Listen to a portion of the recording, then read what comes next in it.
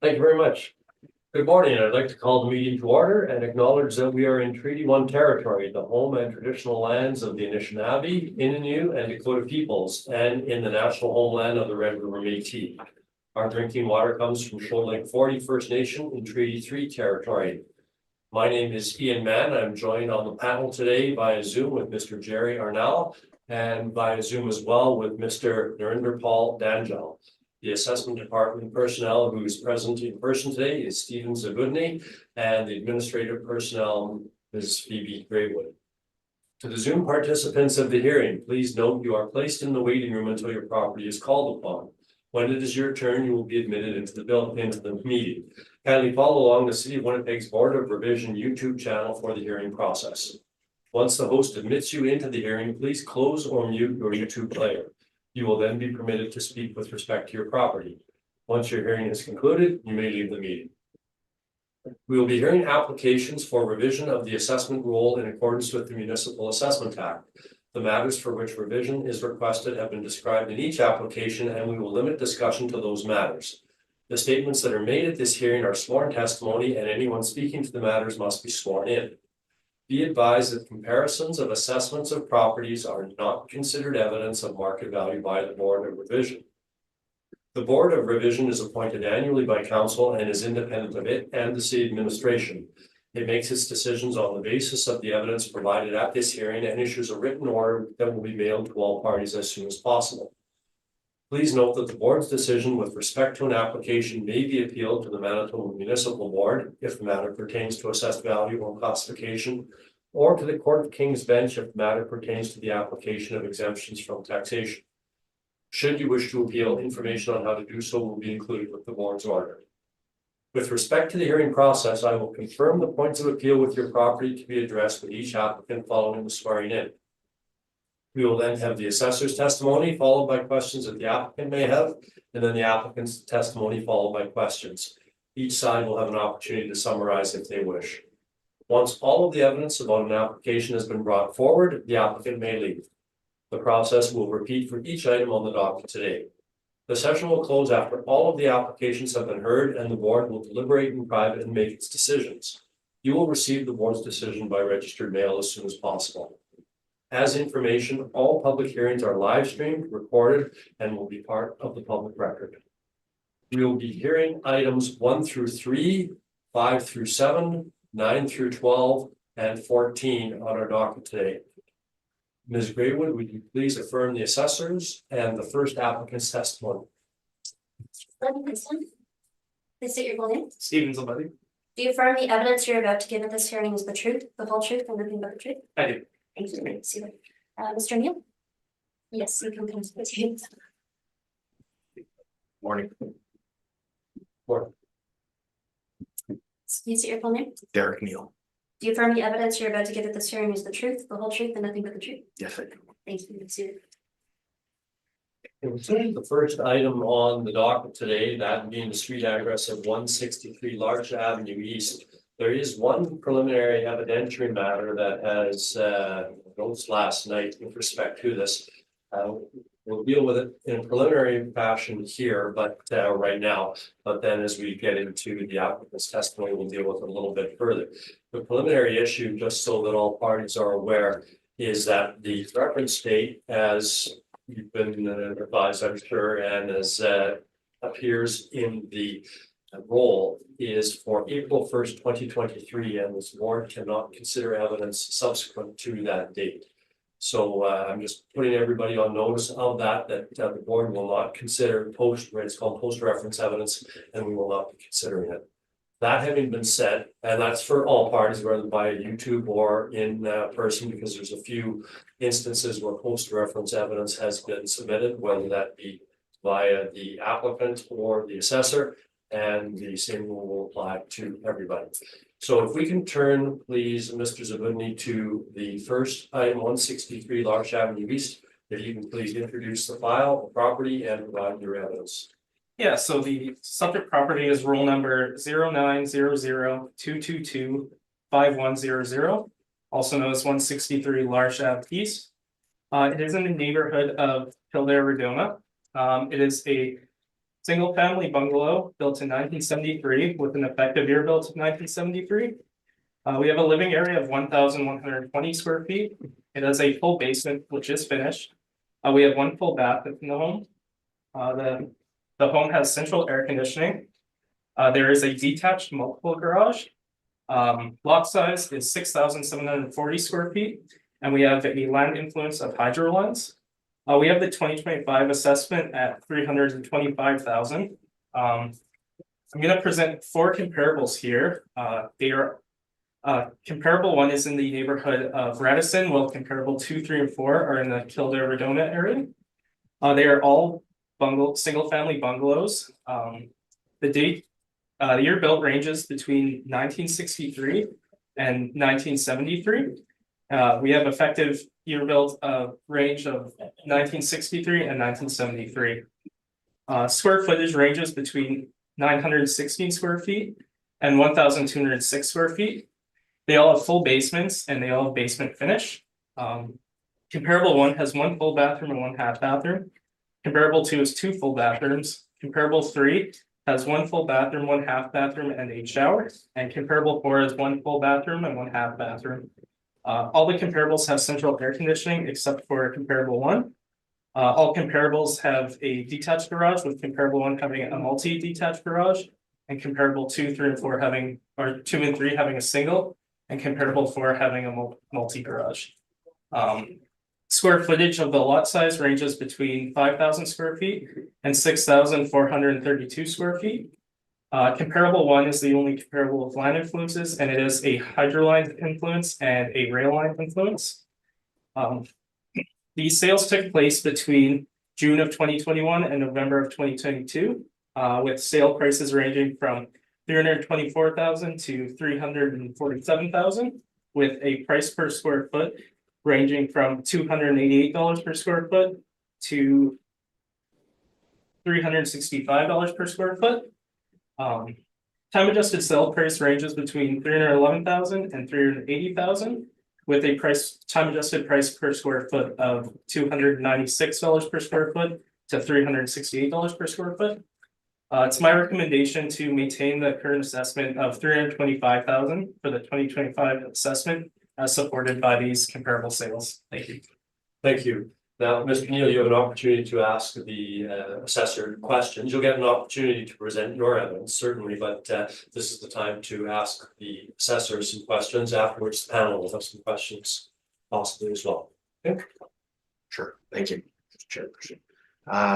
I guess my question is, on any of those comparables, are any of them backing onto a massive hydro property with overhead hydro lines, gravel back lane, massive pedestrian walkways immediately behind the properties?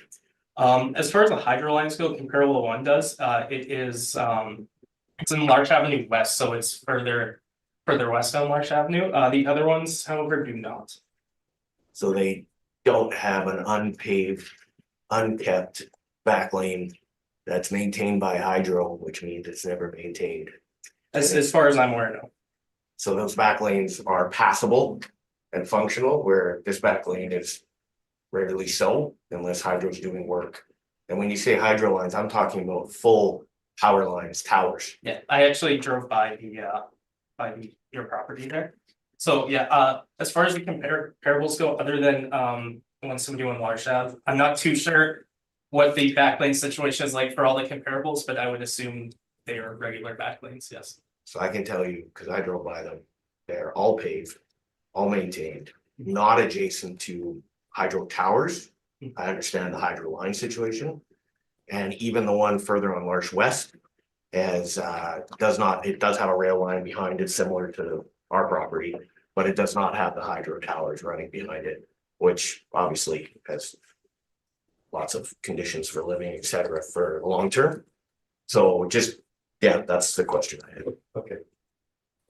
And I don't know, I know you had mentioned that anything subsequent to April 1st of 2023 is not admissible. So I'm assuming that having the comparable, which I just found out this morning, is there is a property currently for sale, a number of doors down. That would be post-reference information, and it's not something that we're not something that will form part of the record. It's not something we can consider in our determinations. So even though that property is for sale for 210,000, that's not admissible.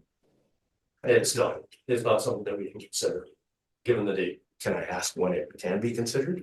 It will be considered, well, the reference dates with respect to, and I'm not providing evidence here, but reference dates, cycles usually take 2 years. So the next reference date will be April 1st, 2025, at which point information up to and including 2025 can be considered. Thank you. That's all I have for questions. And that's not just specific to this, that will be specific for anyone who is hearing these matters today. Thank you. Mr. Arnell, have you any questions? Yes, so I guess there's no pictures of this property. You said you drove by, but did you take pics or you didn't include them in your brief? I didn't include any pictures of I took a picture of the back lane, but I didn't include it in the brief. Okay, that's all I had, thanks. Thank you, Mr. Dordal. Just one question for clarification. How does the hydro lines influence the property assessment value? In this case, it would have a negative influence on the property. As far as our model goes, it would bring down the value of the property. And that's worked into the details already into the model, I'm presuming? Yeah, with the hydro line influence, it will take that into account automatically.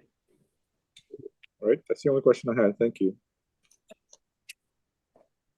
With respect to the backlane influences or the unkempt property behind it, whether it's hydro property or vacant, map doesn't show, but would the unkept property behind the subject property have any influence, or would the model have taken that into account in determining the valuation?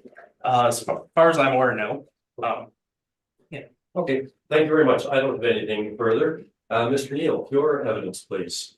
I think we've heard some of it, but if you have a submission to make, we'd be happy to hear it. Well, I guess I come to realize that you're likely to ignore my submission because it's the actual contract of sale, which determines the value of what a willing buyer is going to pay to a willing seller in the market. But that occurred in November of 2023. So I'm assuming you're going to ignore that. So even though that's a legal document, I guess my evidence is going to be the fact that, yeah, it backs onto a completely unkempt back lane, unpaved, and an entire area that I can say is open to an increased level of crime, given it's a bush area owned by hydro under massive power lines, 3 doors down from a gun range, which I'm not sure that was adjusted into any model. I don't know how you would do that. So you can hear guns going off at all times from that gun range, which is only 3 doors down, which I know those on that street have complained about ad nauseum. But obviously they have a license to operate, and so I don't know how that factors into a model if I can't rely on the actual legal sale agreement. That I suppose that's my evidence is those other items. Thank you. Mr. Zabudi, have you any questions?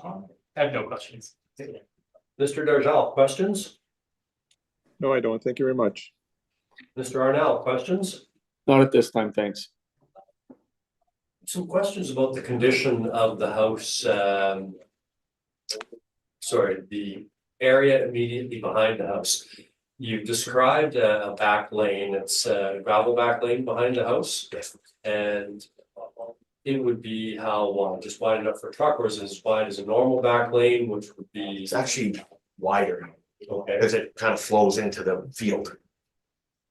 Okay, you're gonna have to clarify that for me. I'll say over the last 50 years, it's basically it's probably 1.5 times, I would guess, as wide as a normal paved back lane between 2 sets of residential homes. Okay. So it's because it's unkept. I think the gravel's just been kept getting pushed and pushed. So it's considerably wide. It's just extremely unkept. Okay, and is your backyard fenced? It is now, Okay, is it with chain link fence or? we actually replaced the backyard with a steel fence. Steel fence, okay. I am in a steel business before. And the gun range that you spoke of, I'm looking at the map of Larch Avenue East here, the map submitted by the assessor. You've got Day Street to the west and then Larch Avenue to the west. Is the gun range at the corner of Day and Larch in that slightly larger area, or is, where is that? That's a hydro transfer station. Okay, Then there is an empty lot, which I believe is owned by Hydro. Then there is a lot that's currently for sale for 210,000. Then there's a gun range.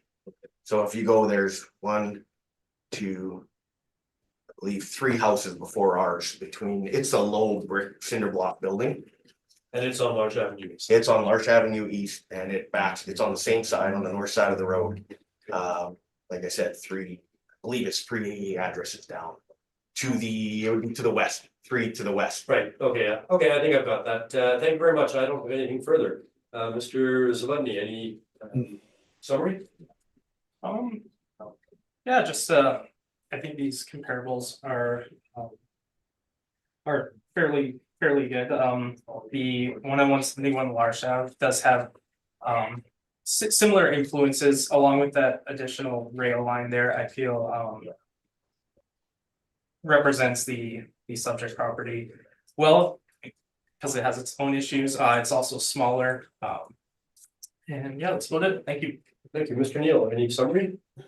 Yeah, my only summary would be that I disagree with the assessor and the fact that it's got a side drive, it's paved. You don't have to worry about crime in the back lane, which is fairly prevalent. I know those neighbors around us have already expressed that they've had many things stolen and issues with that back lane as far as crime going on back there. Okay, thank you very much. Thank you for your presentation. You'll receive a registered letter in due course, sooner rather than later. We'll be delivering it at the end of the day today. Thank you for your time, and you're free to go. You can stay and watch if you like, or you're free to go. Thank you, Mr. Assessor. Thank you, Mr. Chairman. Thanks for those who joined us.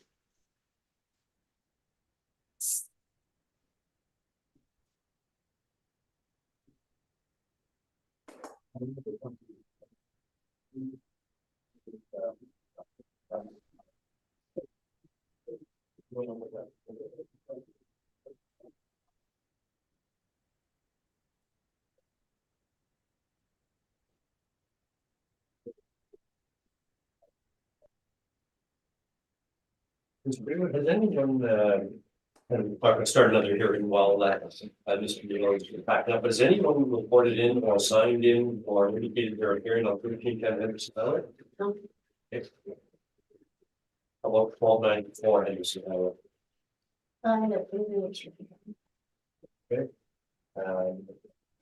Then perhaps what we'll do is we'll stand both those matters down and return to them at the end.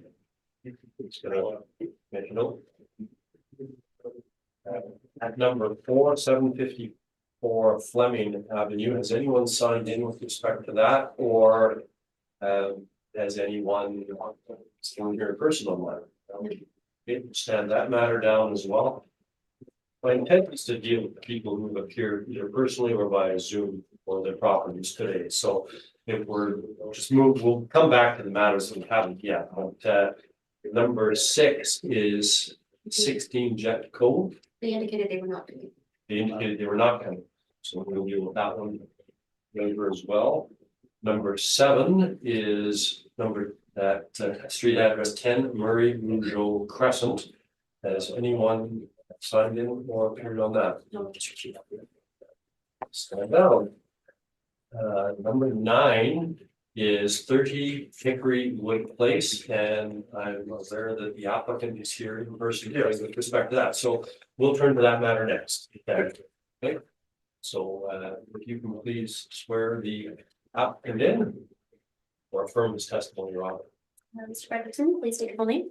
Dennis Lawrence Frederickson. Do you affirm the evidence you're about to give at this hearing is the truth, the whole truth, and nothing but the truth? Yes, Okay, number 9 on the list or on the docket today is number 30 Hickory Wood Hickory Wood Place, so I Yes. Hickory Wood Place, thank you. Mr. Assessor, if you could please introduce the property and give us your evidence.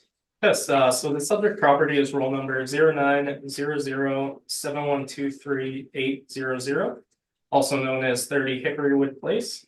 This is in the neighborhood of Mission Gardens. It is a bi-level, single-family dwelling built in 1922 with an effective year built of 1922. Or 1992, sorry. It is 710 square feet. It has a full basement, which is finished. We have one full bathroom, one half bathroom, and one shower. The property has central air conditioning. It has a detached single garage, and it's on a lot size of 3,876 square feet. We have the 2025 assessment at 327,000. I have three comparables to present today. They are all in the neighborhood of Mission Gardens. They are all bi-level, single-family dwellings with a year build range of 1986 to 1990, and then an effective year built range of 1986 to 1991. Square footage ranges from 680 square feet to 720 square feet. They all have full basements, which are finished. Comparable 1 and 3 both have a full bathroom, a half bathroom, and a shower, while comparable 2 has a full bathroom and a half bathroom. Comparables all have central air conditioning other than comparable 2, which is not. Comparable 1 has a detached single garage, comparable 2 has no garages, and comparable 3 has a multiple detached garage. Lot sizes range from 3,896 square feet to 4,314 square feet. As far as land influences go, comparable 2 has a bus route influence, medium traffic, and school. And comparable 3 has a park influence. The sales took place between June of 2021 to March of 2022, with sale prices ranging from 288,000 to 310,000, with the price per square foot range of $423 per square foot to $448 per square foot.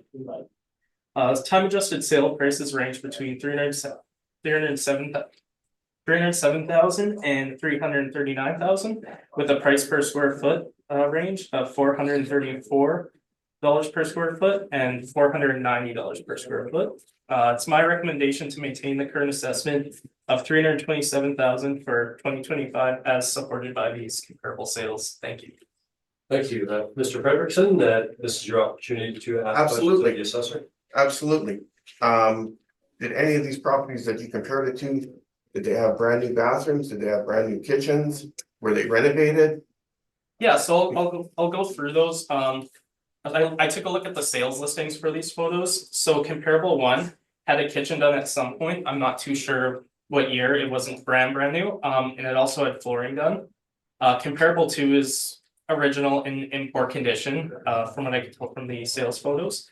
And comparable 3 had a kitchen done at some point and some flooring, but not all. Because our house has had absolutely nothing.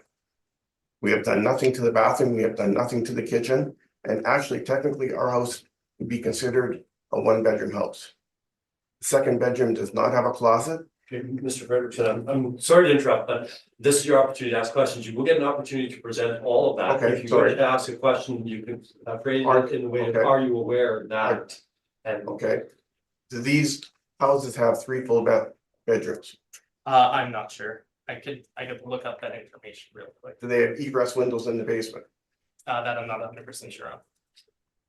Does the second bedroom have a closet? I'm not aware. Sorry.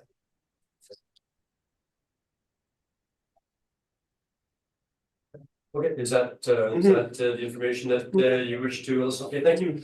Let me just have one moment, please. Thank you. Mr. Arnell, questions? No questions, thanks. Mr. Darjal, questions? No, I don't. Thank you very much. Geographically speaking, Mr. Zabudny, I'm looking at your map at page 2, the subject property at 30 Hickory Wood Place.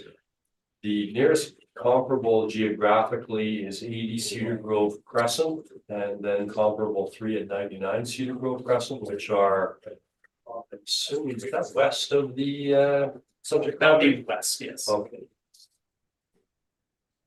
And the comparables were chosen. How? I have a specific method when I look for comparables. I will go on MLS and have certain criteria I type in. That would be ranges of square footage, ranges of year built, specifically want buy levels in this area. And I will pull up a list of all the sales within the before reference state there and try to go through the photos and try to find which ones match the subject the best. In this case, the subject had no effective age.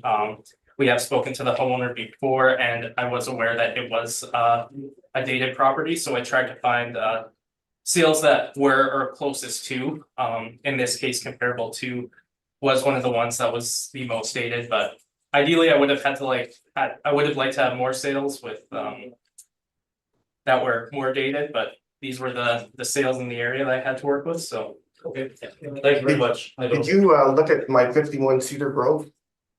Yes, Because I went by there, it's got a huge double garage. yeah, so the 51 Cedar Grove, am I allowed to speak about? yes, I will allow Mr. Frederickson to ask some additional questions at this point. I was about to turn it over to him, but yes, you may ask some additional questions. Yeah, so the 57 Cedar Grove, 51. or sorry, 51 Cedar Grove. It was a private sale. I'm not aware of the condition of the dwelling at the time of sale. I had no photos to go off of, so. Well, what I do know is it has a huge double garage and it's right across the street from a park. And like for the average person like us, we would have bought that before we bought our house. It's your opportunity to provide evidence Absolutely. now of And these, that's, I see you've submitted some of. Absolutely. And I went by every one of these properties. I would have bought 511 Yale too. That was an absolutely gorgeous house.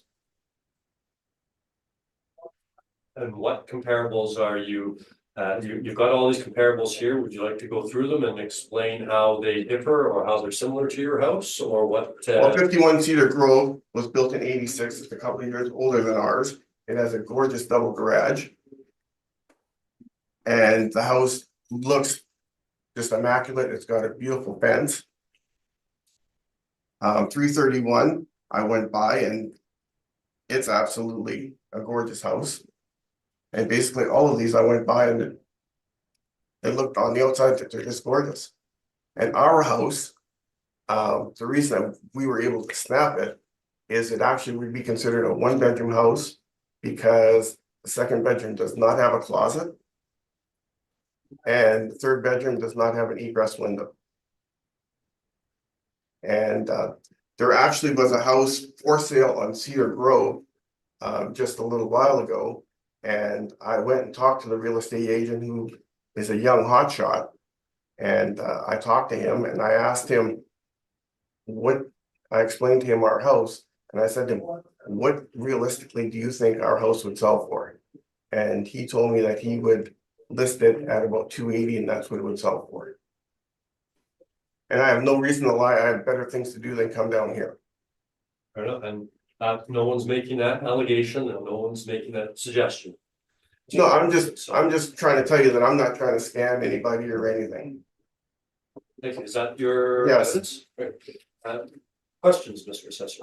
Yes, were you aware of the condition of any of these properties during the time of sale? No. Okay. And then other than the one in Cedar Grove, all the other comparables are in a different area. They're all in various neighborhoods in Transcona. Do you believe that can have an effect on the value of the property sales? If anything, those would be higher. That's all my questions. Thanks. Thank you, Mr. Danjal, any questions? No, I don't, not at this point, thank you. Mr. Arnell, any questions? Just so I guess you don't have any photos, No, I of properties at all? Okay, No. that's all I had, thank you. Mr. Frederickson, you talked about the condition of your house, that it hadn't been updated. Can you expand or can you tell us a little bit about The the carpet's interior? still from 92.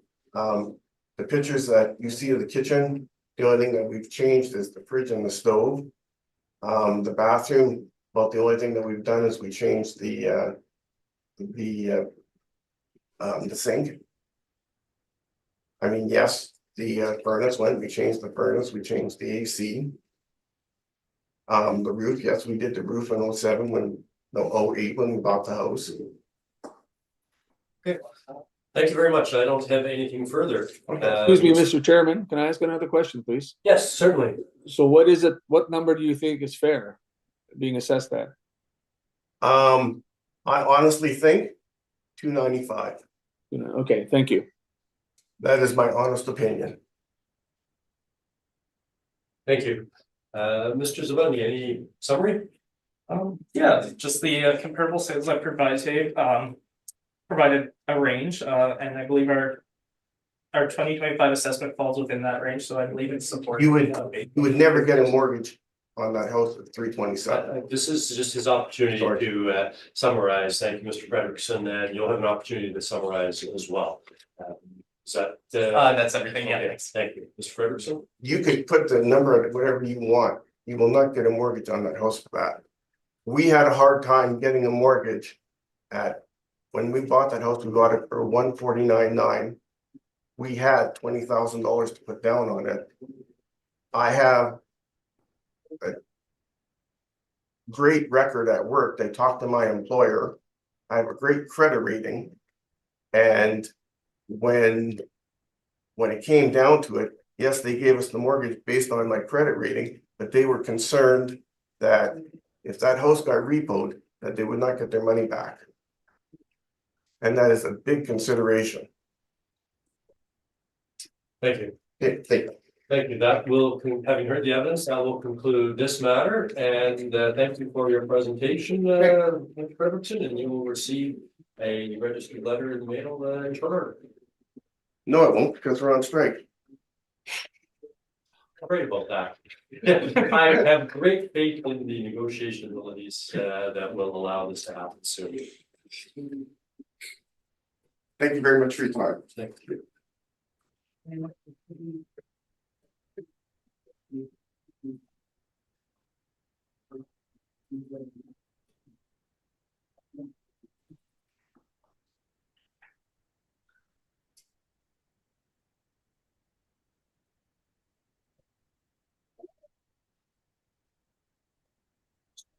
Frederick sees a chance to read before we start the next applicant.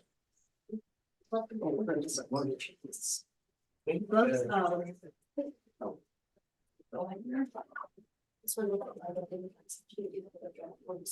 you very much for your time. Have a great day. Thank you, and you too. Thank you. The next matter on the docket is number 12 Tyson Trail street address. I know that the applicant is here via Zoom. Ms. Graywood, can you please affirm his testimony? Mr. Adiagbo, can you hear us? Yes, clearly. Perfect. Can I get you to state your full name?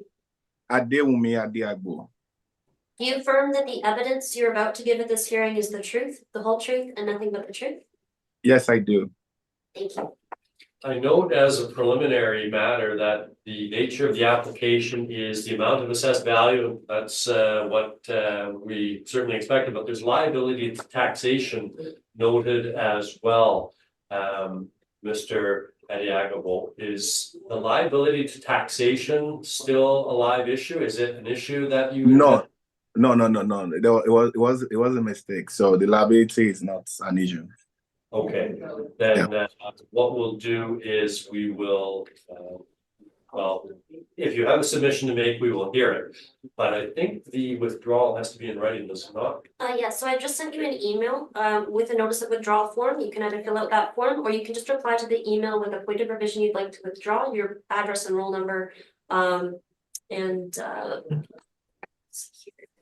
that for the liability of tax, because there are two. There is assessed value, then there's the liability. So the one that was just for the liability portion. Yeah. So I'll send you the email that sort of explains that. Just complete that as soon as you can and get back to our office, just for the liability to taxation portion. perfect. It can be done after this hearing when we deal with the valuation question. Yes, you have affirmed his testimony. Yep. Mr. Zabudny, can you please turn to number 10 on the docket, 12 Tyson Trail, and provide your evidence? Yeah, so subject property is roll number 04007260-250, also known as 12 Tyson Trail. It is in the neighborhood of Peguis. It is a two-story, single-family dwelling built in 2019 with a effective year built of 2019. Square footage of the subject property is 1,601 square feet with a full basement, which is finished. We have one full bathroom, 3 half bathrooms, and 2 showers on the property. There is central air conditioning on the dwelling. There's a multiple detached garage with a lot size of 3,545 square feet, and it has a back lane influence. The 2025 assessment is 478,000. I'm presenting 4 comparables today. They are all in the neighborhood of Peguis. They are all 2-story single-family dwellings with a year built range from 2018 to 2019, with a effective year built of 2018 to 2019. Square footage ranges between 1,459 square feet to 1,608 square feet. Comparable 1, 2, and 3 do not have basement finish, while comparable 4 does have basement finish. Comparable 1 and 2 have 1 full bathroom, 2 half bathrooms, and 1 shower. Comparable 3 has 2 full bathrooms and 1 half bathroom, and comparable 4 has 1 full bathroom, 3 half bathrooms, and 2 showers. All the comparables have central air conditioning other than comparable 2. All the comparables have detached multiple garages. Lot size ranges from 3,542 square feet to 4,254 square feet. All the comparables have the backlane influence, with comparable 4 having an additional external corner influence. The sales took place between February of 2021 to November of 2022, with sale prices ranging between 406,000 to 531,000. Price per square foot of those sale prices range between $255 per square foot to $339 per square foot. We have time adjusted sale prices ranging from 465,000 to 509,000, with a time adjusted price per square foot range of $292 per square foot to $332 per square foot. It's my recommendation to maintain the current assessment of 478,000 for 2025, as supported by these comparable sales I have presented. Thank you. Thank you, Mr. Adeagbo. It's your opportunity to ask questions of the assessor. We'll hear your evidence certainly after we've had a chance to question the assessor. But do you have any questions now? I guess the question that I have is a comparable 4 that has a back lane with external corner, do you feel, or do you think that external corner will is it a perfect comparison with my property? So obviously your property doesn't have that corner. It's really debatable if the corner does provide a positive influence or a negative to the property. In my opinion, I don't believe it would have any sort of effect, just based on sales that I've seen. Similar properties selling, they typically sell for the same if they have the corner or not. But it's my opinion. So yeah, I think the follow-up question that I have on that is, with it having an external influence corner, do you think that would have actually influenced the sales of that property? I don't believe so, no. Just based on market evidence I've seen, it doesn't seem to have an effect on the sale price with having that influence or not. All right, that's my question. That's what I have. Thank you. Thank you. Mr. Arnell, any questions? No questions at this time, thanks. Mr. Danjal, any questions? Just one question. Can you maybe elaborate on the actual full baths versus half baths, what is considered a half bath and what is considered a full bath? Yeah, so a full bathroom is a sink, toilet, and tub or tub shower combo. And a half bath would just be like a vanity sink with a toilet. And in addition, we separate showers. So if there's a shower that doesn't have a tub, we would separate that. So if you had a bathroom that had toilet, sink, and standing shower, it would be considered a half bath with a shower. Thank you very much. That's the only question I had. Thank you. Thanks. Thank you. And I only have one question with respect to the lot size. All of the subject property and 3 of your comps have the same, virtually the same lot size.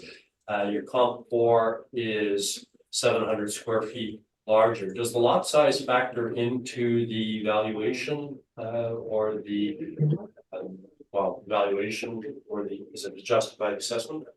Yeah. So our model will adjust lot size as if there is a larger lot, it would take into effect that yes, there is a larger lot, so it would increase the assessment for that. Thank you very much. Mr. Adiagbo, your evidence, please. And I see that you submitted some documentation. If you could please provide your evidence. Yeah, absolutely. Thank you. So I kind of did some comparison as well, on the sales of certain properties within the same streets on Tyson Trail. And you could see that from what I presented, the sales value and this evidence that these properties are obviously newer than my property at that time of sales. This property were built in 2021, 2022, that period. My property was built in 2019.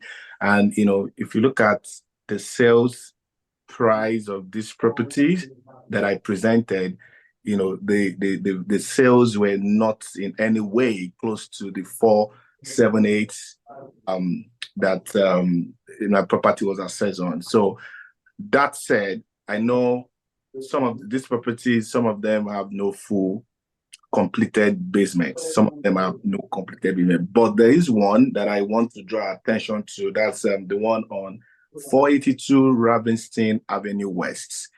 That property obviously was built in 2021. It has a full basement. The property even have an attached garage, and the property was sold for $450 at that time. So with this, there's no way my property will worth 478 in 2023. So if you look at all the evidence that I presented, these properties were newer, like I said. They were on the same street. The one that I also said, I didn't have time to kind of go through because I don't have that tools to, look at, properties in my area that were sold, the one that have completed basement, not completed and all that. But the one that I was able to pinpoint, which is the one on Ravenstein, completed basement, attached garage, newer than my property. It was even sold lower than the assessed value. So I am of the opinion that that 478 that the assessor has, provided on my property is way too outrageous. Thank you. Thank you. Mr. Zawudi, have you any questions? No questions. Thank you. Thank you. Mr. Arnell, questions? No questions, thanks. Mr. Danjow, questions? No, I don't. Thank you very much. I have some questions with respect to the well, first of all, what do you think a fair assessment is, given your research with respect to the other properties on Tyson Trail and Ravelston? In all fairness, anything between 420, 430 would be reasonable, because if you look at what properties were sold at that time, is nothing close to this. I even know, like I said, nothing close to 47, 47. And the property that you mentioned with respect to 1482 Ravelston Avenue. Yes, sir. 2-story sold in 2021 for time adjusted sale price of 450. Yes. Is that, where is that in relation to your property? It's the same Penguins, Transcona, same neighborhood. So it's just same neighborhood, and even it has an attached garage. You know, my property is detached. So that property even have an attached garage, and it was sold for 450. So that's clearly, I mean, that attached garage would have even, influenced the higher sales value. So it's the same neighborhood, the same environment, the same Penguins, Transcona area. These addresses, or these houses, 375, 385, all the addresses on Tyson Trail. Yes. These are all new homes, are they not? They are newly built homes, yes. So these are the sale prices that were sold to the first-time home buyers. First-time home buyer, yes. Okay. And these would be several blocks from your residence, because you're number 12 and these start at 375 Tyson Yes. Trail? Yes. Okay. Thank you. I don't have anything further. Mr. Zabudny, any summary? Yeah, I think I have some pretty good comparables. They're really close to the subject. Lots of sales in the area, so it's nice to have that. I have a range which the 2025 assessment falls in, and all very similar quality builders with these homes. So I believe that our assessment of 478,000 is well supported with these comparables. Thank you. Thank you. Mr. Adeagbo, any summary to provide? I mean, it's just that the 470 is high, compared to what I've provided. Like, again, I don't have all the whole time to do like in depth, but the few ones that I did, it's obvious that my property in 2023, April 2023, cannot be at 478.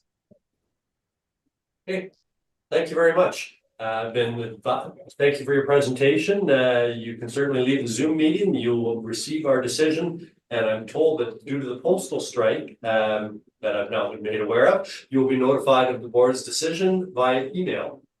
So, and if you can please as well forward the withdrawal of the liability to taxation to the Board of Revision. Thank you very much. Thank you. I will. Thanks. Thank you. Bye.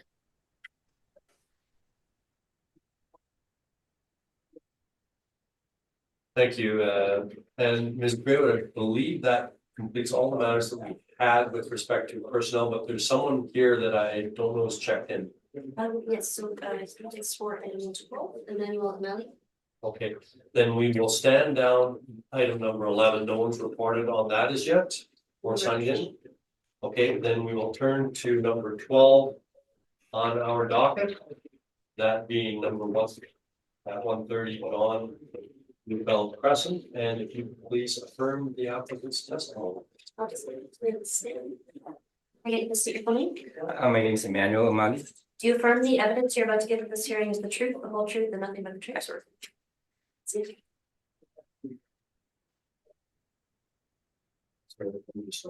Notes here.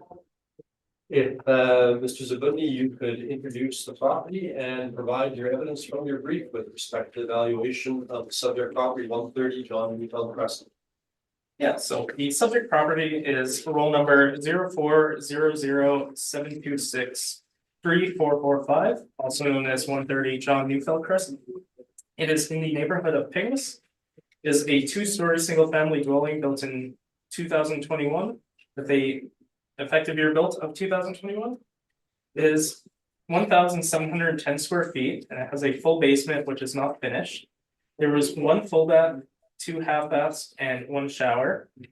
There is central air conditioning. It has a detached multi-garage and is on a lot that is 3,496 square feet. Land influences of the subject are back lane, internal corner, and park. We have the 2025 assessed value at 458,000. I'm presenting 4 comparables here today, all in the neighborhood of Peguis. They are all 2-story single-family dwellings with a year built range of 2019 to 2020. Effective year built ranges between 2019 and 2020.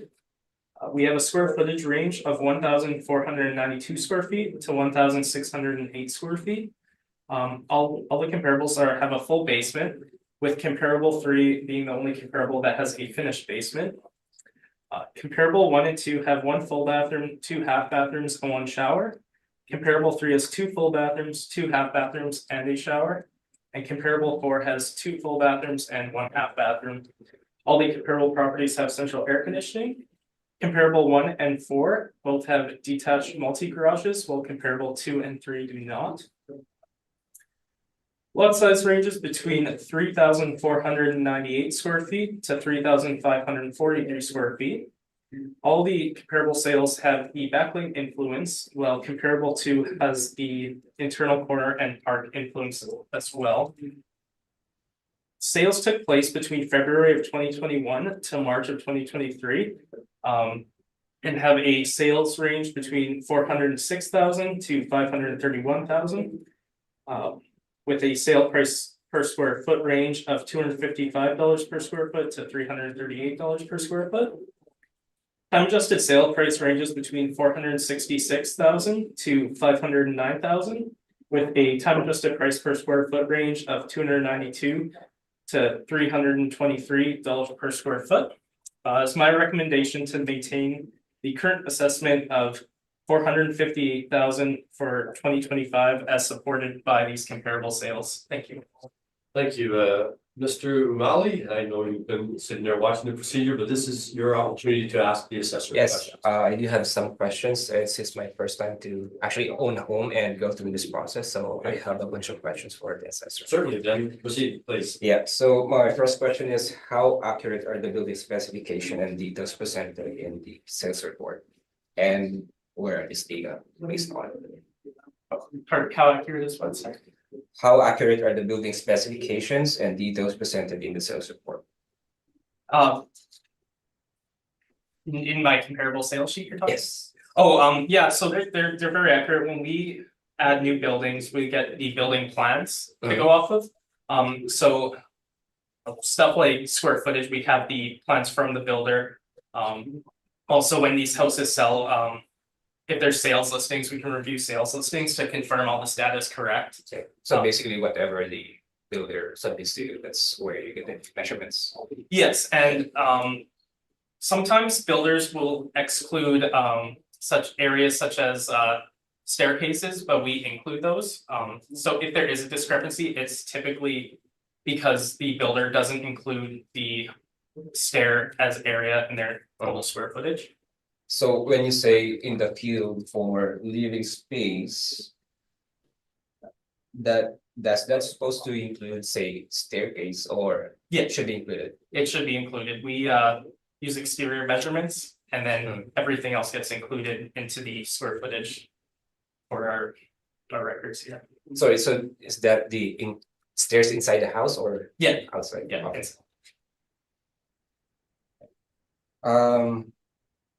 My next question is the subject property indicated in the sales report. So it's, like you said, it's 10 square feet.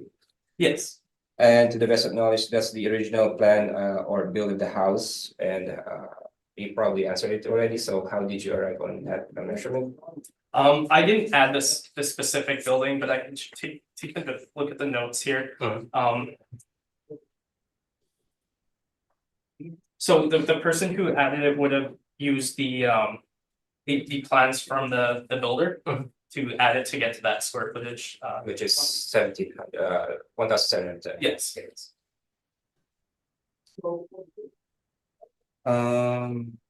My next question is, can you please provide an example or explanation where the assessed living space area may be smaller or bigger than the as-built plan? Or Yeah, so in certain cases, there could have been decisions made between the builder and the person who's purchasing the home or has purchased it to be built where they made changes. In that case, if there is a discrepancy, either a homeowner will contact us or if we go out for an inspection, we'll notice and we'll be able to go out and remeasure. And if you believe that the square footage is wrong, we can definitely arrange something after. I can give you a call and maybe if you want us to take another measurement of your house, we can. Going to the next field, when you say, so I'm looking at the detached garage field, so it says multiple. So does it mean 2-car or 3-car? 2-car or 3-car, this is just a generic multiple. I believe it's anything over a certain amount of feet. I believe it's 16 or 18 feet is the threshold there.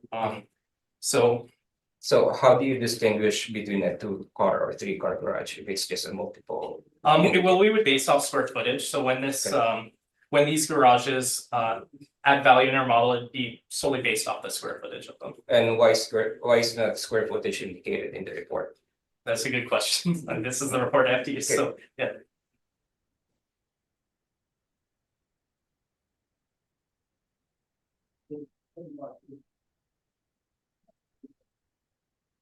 Sorry, just taking notes.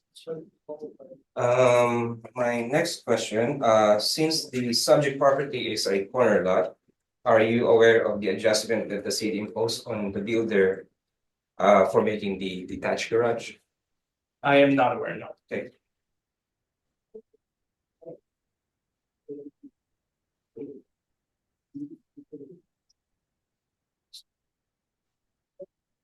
And I would like to go and ask about the land influences. So for the back lane, what would be the criteria for a positive impact for the back lane? Pardon me? Is there what would be the criteria for a positive impact for a back lane? Positive impact? Yes. I'm not 100% sure actually. Yeah, I'm sorry. Also, on the other side, would you happen to know the criteria for having it as a negative influence on a property? I'm not 100% sure. Okay.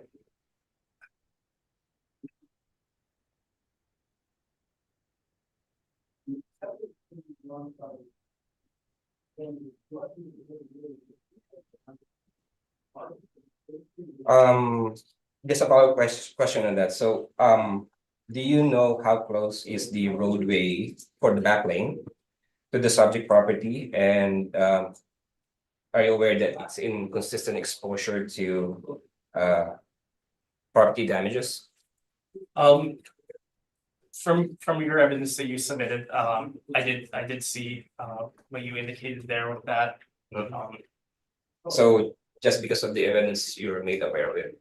Yeah, but I mean, the comparable to there is what I would assume would be going through the same thing as well, given that it's pretty much the exact same thing, just mirrored onto the other side of that little park area there. So Yeah, but for comparable to, I think I would agree, argue that I don't think they care as much as I do on my property. okay, yeah, that's fine. I hope you agree on that. Okay.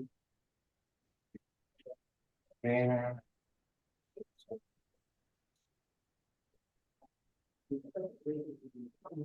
For internal corner, same question. What would be the criteria for either positive or negative influence on a property? As I mentioned previously there, I'm not 100% sure that it would have any impact, whether that be positive or negative, just based on sales evidence where two identical properties sell, the only difference being the corner.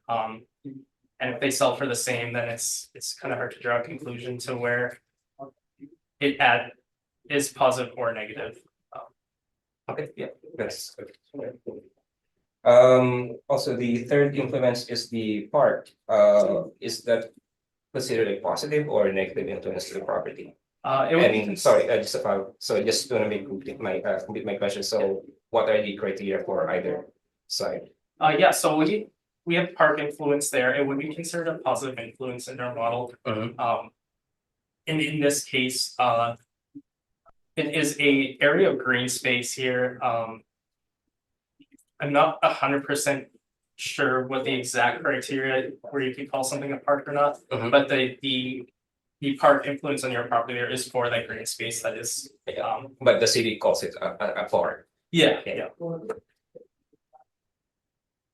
And has there been any past incidents or I guess cases where a park has been considered a negative influence?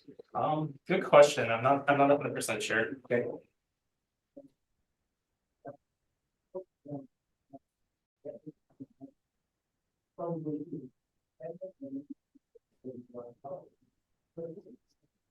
Okay, I'm heading to the comparable properties.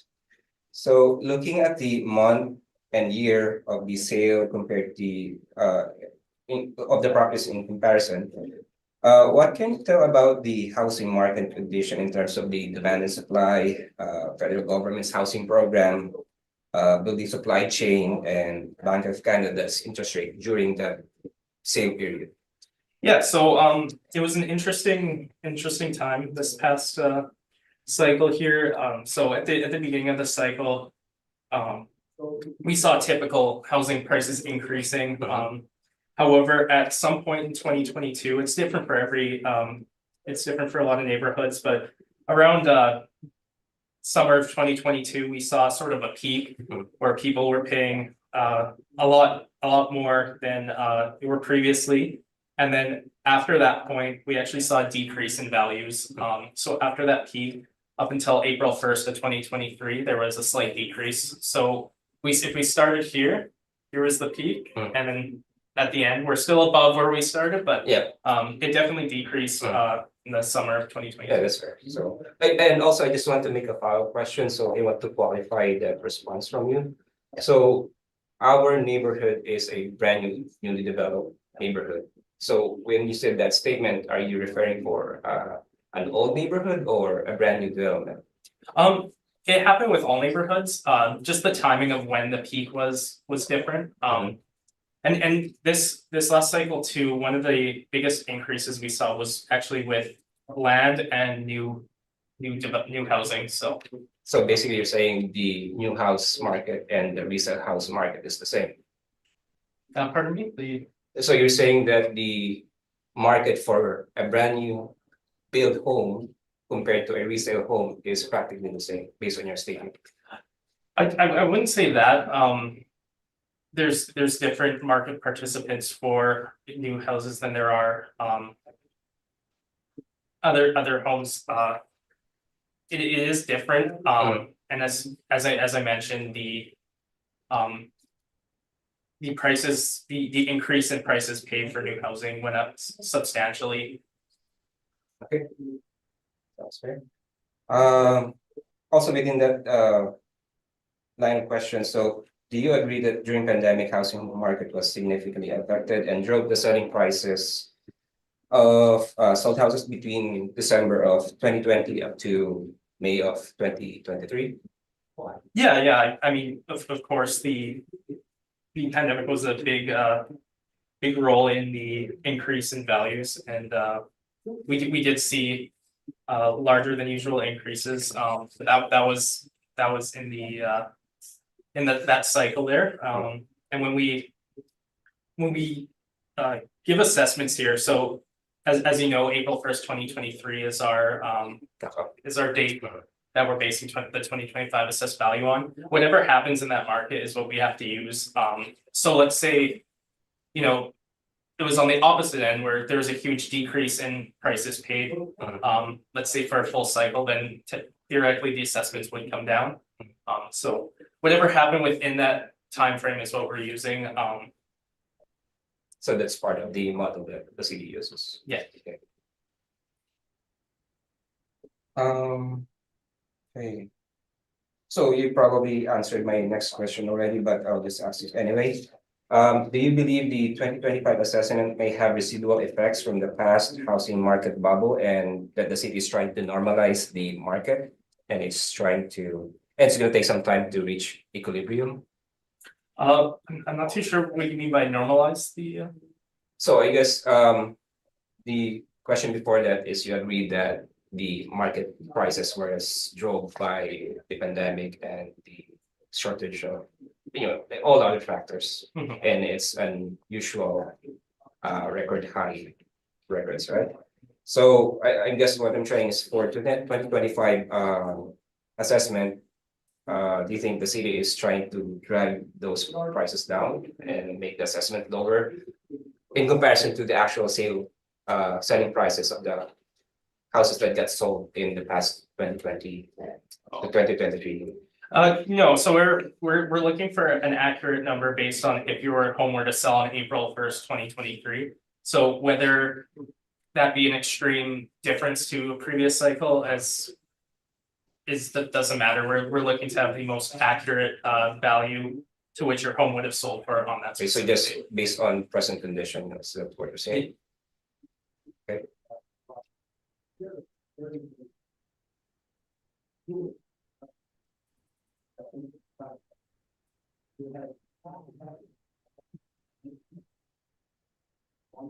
My next question is, do you know that the subject property has at least 10 of the same built houses, like same model, same style, same square footage in that street?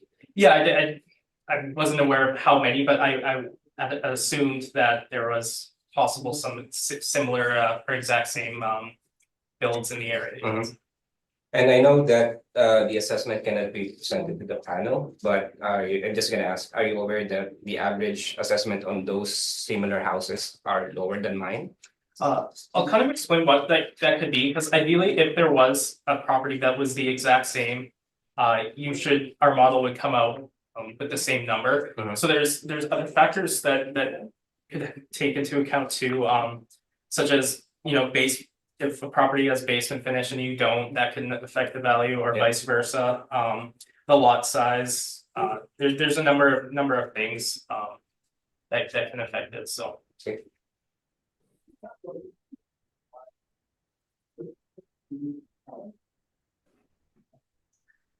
think that will be all. Thank you. Mr. Danjal, any questions? No, I don't. Thank you very much. Mr. Arnell? Just clarification, like your back lanes, your corners, your parks, that's all, like all the influence is all model driven, correct? Whether it's a positive or a negative? Pardon me? Like all the park and the back lane, it's model driven, right? Whether it's a positive or a negative Yes, influence? it's all model driven. Okay, thank you. And just following up with that, when you have land influences and you have 2 or 3 things labeled, those can be either positive or negative land influences. They're lumped together. Correct. Okay. This time adjusted sale price, that is model driven as well, correct? Time adjusted sale price is model driven, yes. So that would take into account, or would that take into account both increases and decreases in market price? It would, yes. As I mentioned before, with the last cycle in summer 2022, in most areas was the peak, and you would see negative time adjustments on properties that have sold there. If that's when the decrease occurred, then you would see negative time adjusted sale prices. Thank you. I don't have anything further. Mr. O'Malley, your evidence, please. Yes, just want to ask if you have a copy of the evidence I submitted. Yes, we do. Okay. So 130 John Newford Crescent is the property being requested to have the assessment decrease. Based on Exhibit 1, which is the lot plan.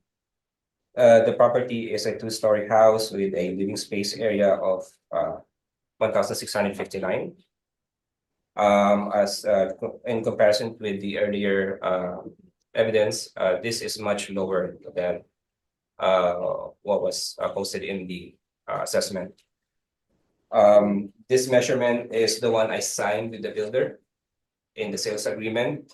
And the figure that I use with the insurance companies and all other information that would require asking for the living space. There have been no developments since the purchase of the property. Basement is unfinished and no exterior additions have been added. The subject property has a single two-car garage. I would like to point out that due to city's requirement, the garage pad bill was required to be recessed towards inside the property to provide clearance for the back lane corner. So it was moved by 90 square feet towards my backyard. As a result, the subject property's backyard has significantly become smaller. Please see exhibit 1.2. You will see the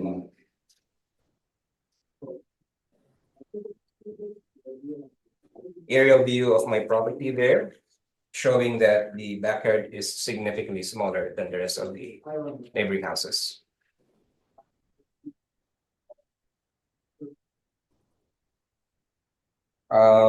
For better perspective for the rest of the houses along that road, check the exhibit 1.4. So from that view, you will notice that only my property has the smallest backyard lot.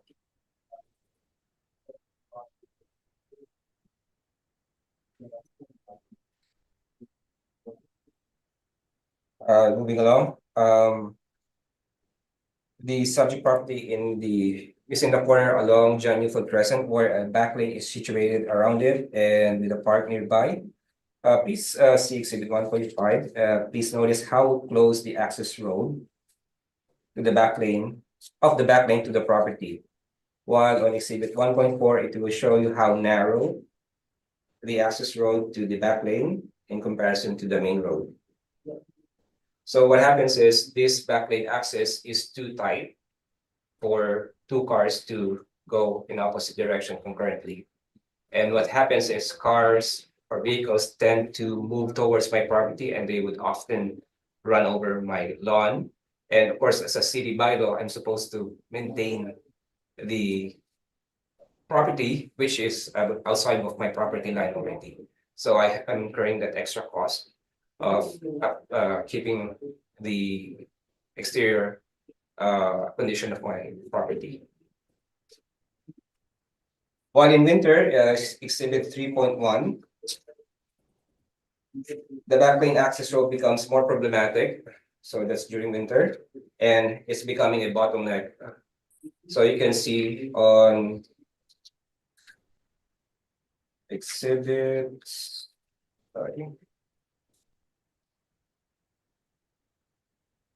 just going back to exhibit 1.4, how many houses are using those that back lane to go in and out of that road? So it's a very busy access road for a back lane.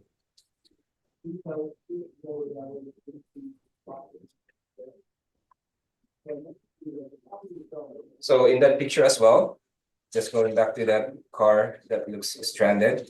So that road gets blocked, then everyone is in standstill and will be able to go on until that car is getting towed.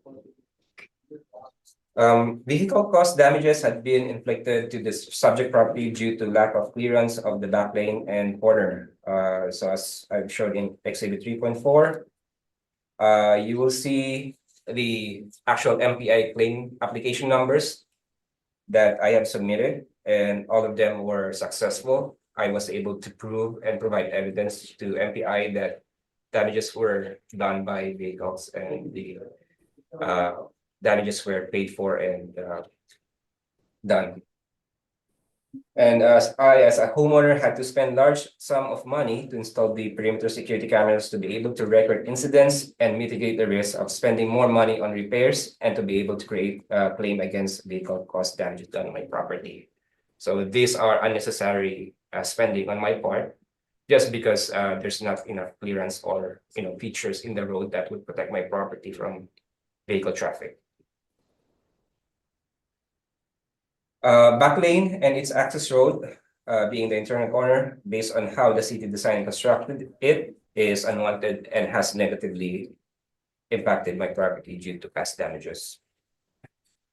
On exhibit 1.3, you will see a park had been constructed maybe in the year of 2022, 2023. It only has benches and a walkway from the back lane going to the main roads in Pegus and Transcona. So like you said, it's just a grassland and nothing special about it. My kids can't even play on it. There's no anything that can be used for kids recreation. There are no lights in the park, and this place would attract homeless and people with intent to vandalize and cause property damages. Exhibit 3.2. You will see there from a footage from my CCTV camera. Trespassing and attempted theft to the subject property, while exhibit 3.3.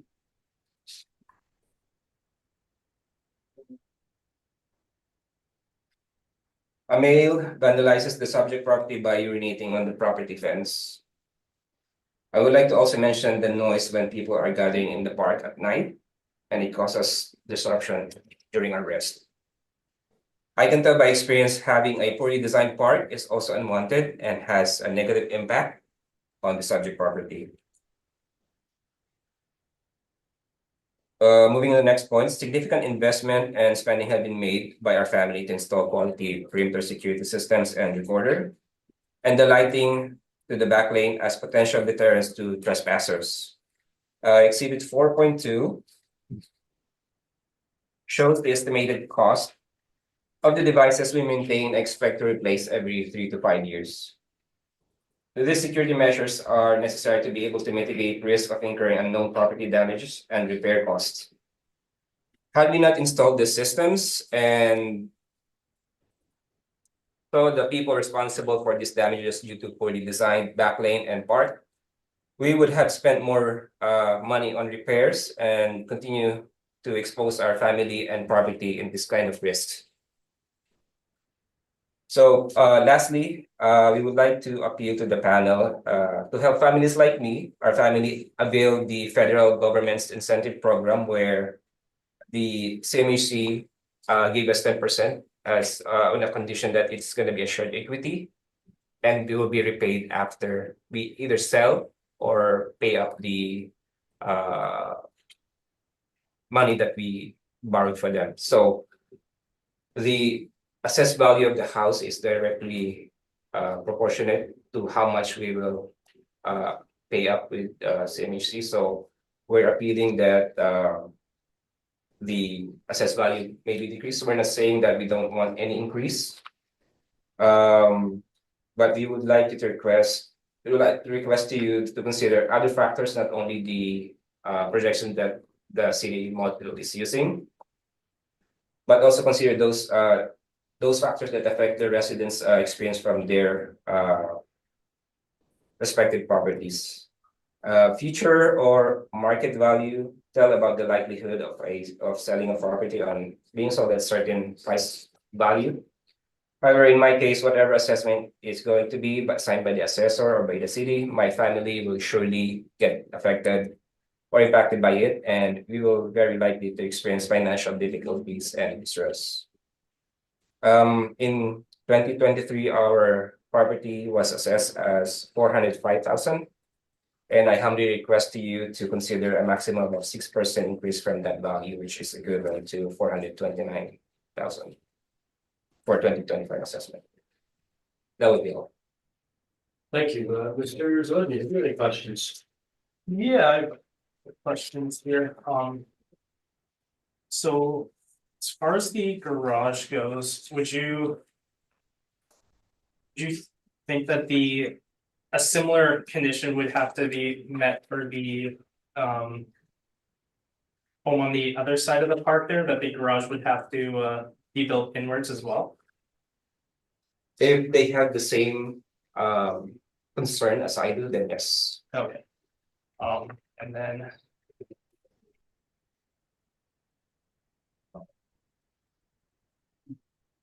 I guess sort of similarly there, the damages that you had mentioned to the lawn there, would you think that the property on the other side of the park there would have the same?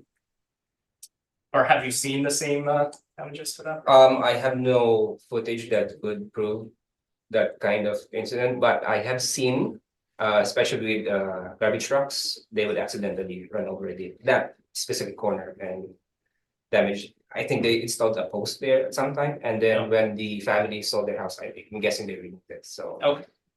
And then. I have one more question, but. I believe that's all.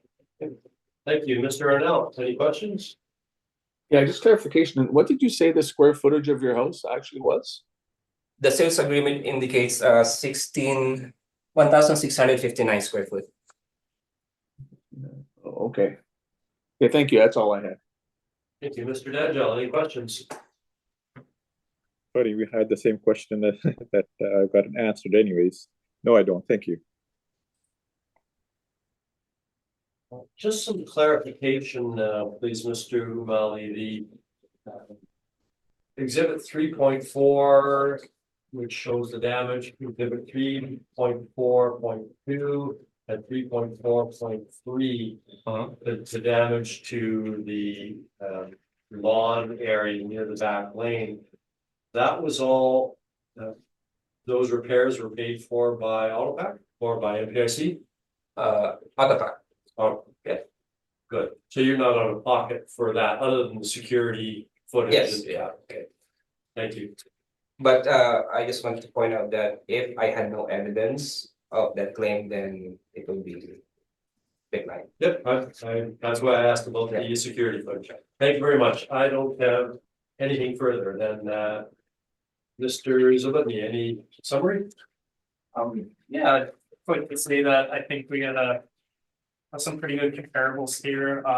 Like to point out they're all built by the same builder. And the sale on the the other corner lot there is a good example of what these houses would be selling, given it's the same builder. It's on the identical lot, just opposite. And yeah, I believe our value falls within the range of the comparables I provided, so I believe it is supported. Okay. And Mr. Umali, any? Yes, summary? so I believe my family's property and home had experienced many inconveniences since the planning stage, building it and until we own it. The living space that we agreed to buy is smaller than what was assessed. Our backyard is smaller due to the city's decision to recess it to give way for the corner, where our family should be enjoying it instead.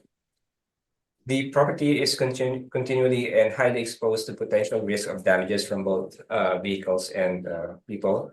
Our family had to accept the fact that, and we had to take some action to mitigate this risk. I believe 6% increase from the 2021 assessment is fair. And this is the amount our family can afford to pay back in both 2025 taxes and the CMUC payments. So, Thank you very much.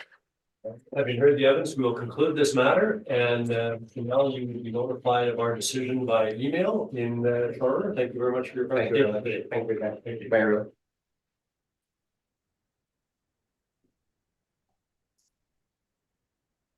Ms. Quaywood, I think about a 5-minute recess just to before we go to the unrepresented. There's no one else waiting in the waiting room or signed in. Great, then we take 5 minutes or so. Bet. Thank you very much. I'll call this meeting back to order. In the interim, during the recess, we had an in-camera meeting because there are 7 remaining matters on which there are no appearances. No one has signed in, no one has contacted the clerks or secretaries via email. So what we've decided is that we're going to hear these matters in the absence of the applicants. They did file their appeals.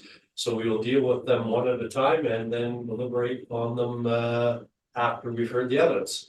So if we can please turn Mr. Assessor to number 2 on the list, that being 1310 Henderson Highway. That was one of the first matters that stood down. Okay. So subject property is roll number 040001130000, also known as 1310 Henderson Highway. It is located in the neighborhood of Kildonan Drive. It is a one-story single-family dwelling built in 1950 with an effective year built in 1950. The living area is 660 square feet with a full basement, which is finished. We have one full bathroom on the property. We don't have central air conditioning. There is a single attached garage and a multiple detached garage. It sits on a lot that's 12,809 square feet. Land influences include bus route, commercial adjacent, and heavy traffic. We have the 2025 assessed roll at 328,000. For comparables to present today, they are all located in the Kildonan Drive neighborhood, with comparable 3 being located in Glen Elm. They're all bungalows, single family bungalows, with a year built range from 1927 to 1951, with an effective year built range of 1927 to 1951. The range of square footage of the comparables is 688 square feet to 974 square feet. They're all full basements, and they are all finished. All the comparables have one full bath, with comparable 4 having an additional half bath. Comparable 3 and 4 have air conditioning, while comparable 1 and 2 do not. All the comparables have a single detached garage, with comparable 2 having an additional single attached garage. Lot sizes range from 3,762 square feet to 7,497 square feet. All the comparables have the bus route, commercial adjacent, and heavy traffic influence, while comparable 4 has an additional external corner and school influence. The sales took place between July of 2021 to October of 2022, with a sale price range from 205,000 to 335,000. The price per square foot range of $297 per square foot to $343 per square foot. We have time adjusted sale price ranging from 204,000 to 310,000, with a time adjusted price per square foot of $297 to $318 per square foot. It's my recommendation to reduce the assessment to $280,000 to better reflect the April 1st, 2023 market value, as supported by these comparable sales. Thank you. Thank you. Mr. Danjal, any questions? I don't, thank you. Okay, Mr. Arnell? Just the one that the lot size is 12,800. Is that subdividable? I'm not 100% sure on that. It might be, but I can't say for sure right now. Okay, thank you. And I have no questions. Is there any need of summary? Don't think so, no. Okay, thank you. Then, having heard the evidence, we will conclude this matter and move on to number 3 on the docket. That being the street address of 1294 Henderson Highway. If you could please lead us through your evidence. Yeah, so subject property is roll number 040001140000, also known as 1294 Henderson Highway, located in the Kildonan Drive neighborhood. This is a one-story single-family dwelling built in 1952 with an effective year built in 1952. The living area is 1,200 square feet. It's on a full basement with basement finish. We have one full bathroom, one half bathroom, and one shower in the subject property, with central air conditioning. It has a multi-detached garage, and it sits on a lot that's 12,675 square feet. We have some line influences here, bus route, commercial adjacent, heavy traffic, and external corner. We have the 2025 assessment at 379,000. Presenting 3 comparables today. They're all in the area of Kildonan Drive, other than comparable 1, which is in River East. The year builds range between 1949 and 1960, with an effective year built range of 1949 to 1960. We have a range of square footage from 936 square feet to 990 square feet. All the comparables are a full basement with basement finish. Comparable 1 has 2 full bathrooms, while comparable 2 and 3 only have 1 full bathroom. Comparable 2 does not have air conditioning, while comparable 1 and 3 do have air conditioning. Comparable 1 has a multi-detached garage, while comparable 2 and 3 have a single detached garage. We have lot sizes ranging from 5,891 square feet to 11,534 square feet. Comparables all have the heavy traffic and commercial adjacent influence, while comparable 2 and 3 have an additional bus route influence. These sales took place between February of 2021 to September of 2022 and have a sale price range of $315,000 to $375,000 with a price per square foot range of $336 per square foot to $384 per square foot. Time adjusted sale price ranges from $292,000 to $367,000 with a time adjusted price per square foot range of $312 to $370 per square foot. It's my recommendation to maintain the current assessment of $379,000 for 2025 as supported by these comparable sales. Thank you. Mr. Downjall, any questions?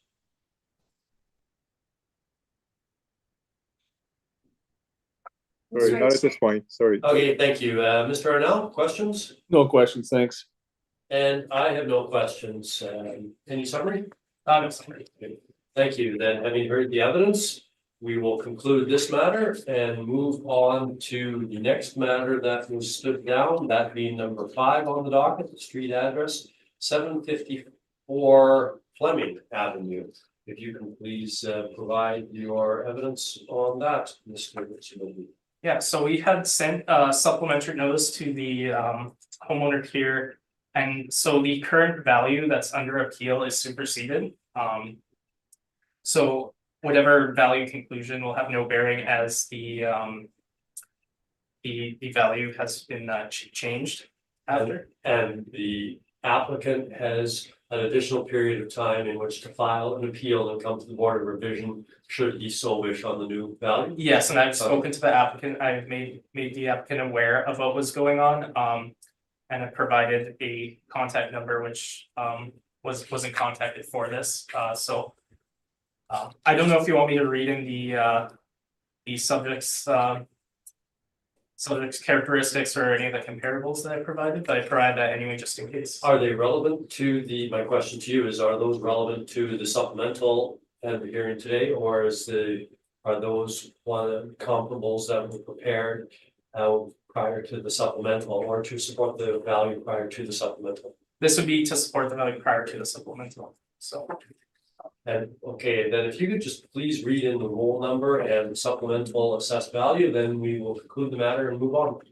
Okay, so roll number is 0206008300. The supplemental assessed value will be $334,000 for the 2025 assessment roll. Thank you very much. Mr. Arnell, any questions? No, thanks, none, thanks. Mr. Danjal? No, not at this point, thanks. And I have no questions, so we will move on. We'll conclude that matter and move on to number 6 on the list. That's 16 Jetty Cove. And on this matter, I believe that the applicant had indicated that he was not going to attend, but wished his submission to be considered. Am I correct in that? Thank you. The submission and I requested it. Right. Okay, so if you could please introduce the property and lead us through the evidence with respect to 16 Jetty Cove, please. Yeah, so roll number is 09010477730, also known as 16 Jetty Cove. It is in the neighborhood of Canterbury Park. It is a 2-story single-family dwelling built in 2023 with an effective year built 2023. Subject square footage is 2,205 square feet with a full basement that is not finished. We have 2 full bathrooms, 1 half bathroom, and 2 showers with central air conditioning. There is 1 fireplace in the home. Has an attached multiple car garage on a lot that is 8,109 square feet. As far as the influences go, we have commercial adjacent and light traffic. We have the 2025 assessed value at 607,000. Presenting 4 comparables today, they are all in the neighborhood of Canterbury Park. They are all 2-story single-family dwellings, with comparable 4 being a 2/1-story single-family dwelling.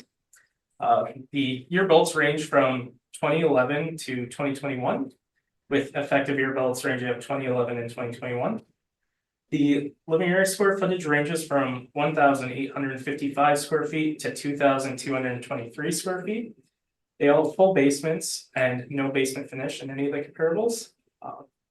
Comparable 1 and 4 both have 1 full bathroom, 2 half bathrooms, and 1 shower. Comparable 2 has 2 full bathrooms, 1 half bathroom, and 1 shower. And comparable 3 has 2 full bathrooms and 1 half bathroom. All the comparables have central air conditioning and all have a fireplace. All have multiple attached garages. And the square footage of the lots range from 4,904 square feet to 8,327 square feet. All the comparables have the commercial adjacent influence, and comparable 1 and comparable 2 have a light traffic influence on top of that. Comparable 3 has a bus route and medium traffic as well, and comparable 4 has bus route and medium traffic as well. The sales took place between June of 2021 to September of 2022, with a sale price ranging from 499,000 to 686,000. With a price per square foot ranging from $227 per square foot to $324. Time adjusted sale price, we have a range of $546,000 to $663,000, with a time adjusted price per square foot of $248 per square foot to $309 per square foot. It's my recommendation to maintain the current assessment of $607,000 for 2025 as supported by these comparable sales. Thank you. Thank you. Mr. Arnell, have you any questions? No questions, thanks. Mr. Danjal? No, I don't. Thank you. And I don't have any questions. I will confirm before we conclude this matter that we have all received copies of the applicant's evidence. Mr. Arnell, Mr. Danjal? Yes, I have.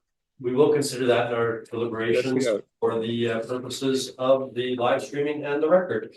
Then that will conclude this matter, and we will move on to number 7 on the list, please. That being street address 10 Murray Rougeau Crescent, please. Mr. Zubin. Yes, subject property is roll number 0901044540, also known as 10 Murray Rougeau Crescent. It's in the neighborhood of Canterbury Park. It is a 1-story single family dwelling built in 2015 with an effective year built 2015. Area square footage is 1,202 square feet. It is a full basement which is finished. There are 3 full baths in the home and 1 shower. It has central air conditioning. There is an attached multiple car garage, and it sits on a lot that's 4,632 square feet. 2025 assessment is 482,000. I'm presenting 4 comparables here today, all in the neighborhood of Canterbury Park, all 1-story single family dwellings with a year built ranging from 2011 to 2016 and the effective year built of 2011 to 2016. We have square footage ranging from 1,203 square feet to 1,235 square feet. All the comparables have full basement, and comparable 1 and 2 do not have any basement finish, while comparable 3 and 4 do. Comparable 1 and 2 have 1 full bathroom, 1 half bathroom, and 1 shower. Comparable 3 has 1 full bathroom, 2 half bathrooms, and 2 showers. Comparable 4 has 3 full bathrooms. All the comparables have central air conditioning and all have multiple attached car garages. Square footage ranges from 4,927 square feet to 5,138 square feet. Comparable 2 has an internal corner influence, and comparable 3 has a light traffic influence. Sale dates range from February of 2021 to January of 2022, with sale price ranging from 417,000 to 477,000, and a sale price per square foot ranging of $346 to $396 per square foot. Time adjusted sale price of these comparables range from 469,000 to 480,000, with a time adjusted sale price per square foot of $384 to $399 per square foot. My recommendation to maintain the current assessment of $482,000 for 2025 as supported by the comparable sales. I'd just like to note that the subject did sell within the reference period and has a time adjusted sale price of $484,000. Thank you. Thank you. Mr. D'Angelo, any questions? No, I don't. Thank you. Mr. Arnell? None, thanks. And I don't have any questions. Any summary required? Then we will conclude that matter and move on to the next matter on the list that we have not dealt with, and I believe that is at number 11. Street address 158 Philip Lee Drive. You can turn to that, please, Mr. Assessor. Provide us an introduction to the property and your evidence on the brief. So subject property is roll number 040072539090, also known as 158 Philip Lee Drive. It's in the neighborhood of Peguis. It is a one-story single-family dwelling built in 2017 with an effective year built in 2017. We have 1,272 square feet. It's on a full basement with no basement finish. We have one full bathroom, one half bathroom, and one shower. We have central air conditioning on the property with one fireplace and a multiple attached garage. Square footage of the lot size is 6,167 square feet, and it has a land influence of rail line. We have the 2025 assessment at $490,000. I'm presenting 4 comparables today. Comparable 1 is in the Peguis neighborhood, comparable 2 is in the neighborhood of Meadows, and comparable 3 and 4 are in the neighborhood of Grassy.